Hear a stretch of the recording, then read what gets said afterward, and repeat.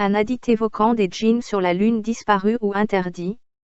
Il y a quelques années, un hadith évoquait des djinns sur la Lune qui, au moment où le prophète Mohammed, que la paix soit sur lui, prêchait à la Mecque, des djinns habitant la Lune observaient la Terre à l'aide de télescopes probablement et d'appareils permettant d'espionner les conversations humaines depuis la Lune. Donc selon ce hadith, beaucoup de djinns se seraient convertis à l'islam en étant témoins des événements à la Mecque et Médine.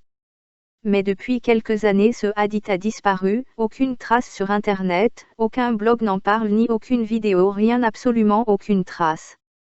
Il subsiste seulement un hadith disant que des djinns ayant entendu le prophète se seraient convertis à l'islam, mais ce hadith n'évoque plus la Lune mais le désert. Mais même ce hadith est devenu difficile à trouver.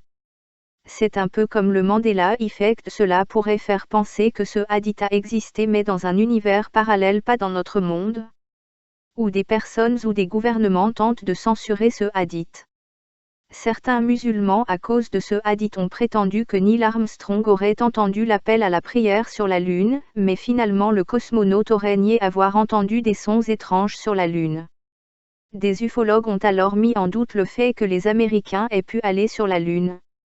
Mais de toute évidence il y a des formes étranges sur la Lune et probablement des constructions. Parfois il y a de fortes explosions sur la Lune, ce qui fait penser à une guerre spatiale. Est-ce que la Lune est peuplée de djinns musulmans ou pas? Pourquoi le peuple arabe est symbolisé par la Lune du temps du paganisme? Est-ce que les Arabes viennent de la Lune ou ils ont construit des villes sur la Lune? Nimrod aurait tenté de bombarder la Lune ou la planète Mars avec sa tour de Babel. Le nom Babel en arabe signifie la porte de Allah, donc la porte du paradis. Est-ce qu'il existait un passage entre la terre et la lune du temps de Nimrod?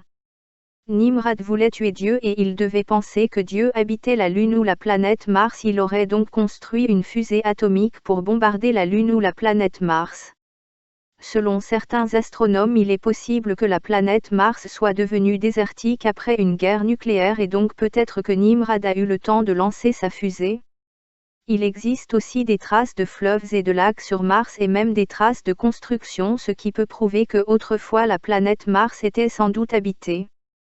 Nous pourrions aussi imaginer que les djinns de la Lune disposaient de caméras et qu'ils ont enregistré les événements bibliques, et si ils avaient un film prouvant sans équivoque les religions dites révélées, et si un jour ils décidaient de partager avec nous ces films.